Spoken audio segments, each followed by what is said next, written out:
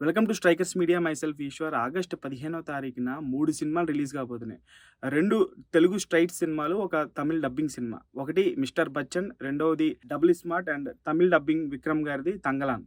అయితే 3 సినిమాల మీద ఆడియన్స్ వరకు పాజిటివ్ ఒపీనియన్ ఉంది. ఒక 'తంగలాన్' మీదే. ఎందుకు ఒక డబ్బింగ్ సినిమాకి డబ్బింగ్ అనే తారతమ్యాలు లేవు తెలుగు ఆడియన్స్‌కి.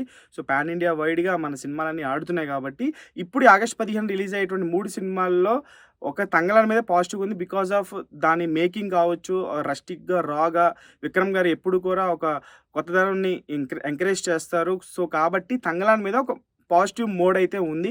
సో, 'మిస్టర్ బచ్చన్' తాలూకు టీజర్స్ రిలీజ్ అయ్యాయి, ట్రైలర్స్ రిలీజ్ అయ్యాయి, సాంగ్స్ రిలీజ్ అయ్యాయి. కాకపోతే 'మిస్టర్ బచ్చన్' ఒక పాత చింతకాయ పచ్చడి అనేటువంటి ఫీలింగ్ అయితే ఆడియన్స్‌లో ఖచ్చితంగా ఉంది. అలాగే 'డబుల్ స్మార్ట్' కూడా కొంచెం 'ఇస్మార్ట్ శంకర్' మీద ఉన్నంత పాజిటివ్ దీని మీద లేదు. సో, కథ వర్కౌట్ అయితేనే గానీ ఖచ్చితంగా 'ఇస్మార్ట్ శంకర్' కూడా వర్కౌట్ అవ్వదు అని చెప్పేసి అనుకున్నారు. ఎందుకంటే సాంగ్స్ కూడా చాలా వరస్ట్‌గా ఉన్నాయి. 'ఇస్మార్ట్ శంకర్'తో పోలిస్తే 'డబుల్ స్మార్ట్ శంకర్' సాంగ్స్ అయితే అసలు చాలా వరస్ట్‌గా ఉన్నాయి.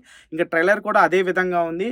So, 'Mister Bachchan' remake cinema. So, Ajay Devgan గారి 'రేడ్' సినిమా ఉంటది బాలీవుడ్‌లో. సో, దాన్ని రీమేక్ జేశారు.